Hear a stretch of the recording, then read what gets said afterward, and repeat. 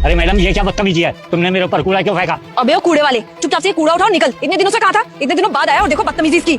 Madam देखिए, पहली बात तो ये है कि मैं कूड़ा उठाने वाला नहीं हूँ और तुमने ऐसे बदतमीजी से मेरे ऊपर कूड़ा फेंका है। तुम्हें अकल नहीं है क्या? अच्छा तो तू कूड़े वाला नहीं है तो तू क्या है यहाँ का प्रधानमंत्री? तेरी वजह से ना 3 दिन से मेरे घर में इतना सारा कूड़ा इकट्ठा हो रखा है। चुपचाप से अंदर आओ, लेके जाओ उसको। देखिए मैडम, साफ सफाई वाला नहीं हूँ मैं और काफी दिन से यहाँ साफ सफाई वाला नहीं आया था। ज्यादा गंदगी हो गई थी, मैंने सोचा मैं ही सफाई कर दूं और घर के आसपास गंदगी अच्छी थोड़ी लगती है। अच्छा तो तू समाज सेवक है। मेरे पास ना तेरे लिए एक चीज है, मैं तेरे लिए अभी लेके आती हूँ, रुक जा। अरे सुनो तो सही। ये ले, ये खाना ना खा लियो। कल रात को ना हम 5 स्टार होटल से खाना लेके आए थे और ये बच गया। मैं सोचा रास्ते में किसी कुत्ते को दे दूंगी, पर मुझे तू दिख गया। तो तू है ना, तू एक काम करियो, तू ये खाना खा लियो, ठीक है? वैसे भी तुम सफाई कर्मचारी बहुत ज्यादा अनहाइजीनिक होते हो। तुम लोग तो कुछ भी खा लेते हो और ये खाना ना तेरे घर के फ्रेश खाने से भी बहुत स्वाद होगा। बेशक बासी है पर 5 स्टार है, तो ये खा ले। अरे मैडम कैसी बात कर रही हो? मैंने कहा ना आपसे कि मैं सफाई कर्मचारी नहीं हूँ। यही 22 नंबर फ्लैट में रहता हूँ मैं। तो मैंने देखा यहाँ इतना कूड़ा पड़ा हुआ था, सोचा मैं ही साफ कर दूं और तुम मेरी डिसरिस्पेक्ट कर रही हो। ओह डिसरिस्पेक्ट, वाह।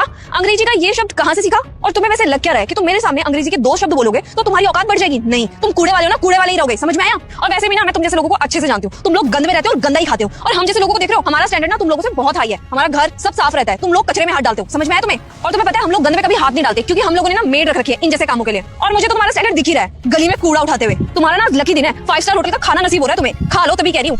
अरे मैडम तुम जैसी लड़कियों को ना पैसे का घमंड होता है, और तुम्हें मालूम है मैं कौन हूँ?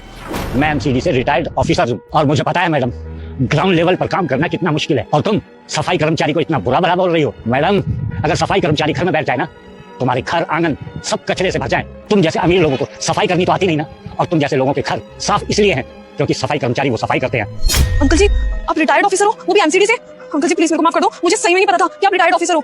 मैंने बहुत बदतमीजी कर दी आपके साथ, इतना भला पूरा बोल दिया। हाँ मैडम, मैं सफाई कर्मचारी नहीं हूँ। मैंने तो आपको पहले ही बोला कि मैं सफाई कर्मचारी नहीं हूँ। इतने दिन से यहाँ सफाई कर्मचारी नहीं आया था, घर पर खाली बैठा था, सोचा था थोड़ी सफाई कर दूं, समाज सेवा भी हो जाएगी, इसलिए बस मैं यहाँ कूड़ा उठाने आ गया। आपके घर के बाहर इतना कूड़ा जमा है, आपसे ये तक तो साफ हुआ नहीं और ऊपर से और कचरा लाकर यहाँ डाल रही हो। आपको एक बात और बताऊं मैडम, अगर कुत्ता भी बैठता है ना तो वो अपनी जगह को साफ कर बैठता है, और तुम तो उससे भी गए गुजरे हो। मुझे आज एक बात समझ में आ गई, जो आप लोगों के अंदर पैसे का घमंड है ना, सिर्फ 4 दिन का। एक बात बताओ मैडम, आज समय आपका है, कल किसी और का होगा। वक्त बदलते टाइम नहीं लगता। अगर मैडम कुछ नहीं कर सकते ना तो कम से कम अपने आसपास की अपने घर की सफाई तो कर सकते हो। अरे रहना तो आपको ही है ना, किसी और को तो नहीं। और हाँ, किसी को भी ऐसे ही अंडर एस्टिमेट नहीं करना चाहिए। हाँ अंकल, मेरे को आपकी बात अच्छे से समझ में आ गई। आप प्लीज मेरे घर के आगे आपने जितना भी कूड़ा इकट्ठा किया है यहीं पे छोड़ दो, मैं यहाँ की साफ सफाई खुद कर लूंगी। हाँ ठीक है, और सफाई कर्मचारियों इज्जत करना सीख जाओ, वही तुम्हारे घर को साफ रखते हैं।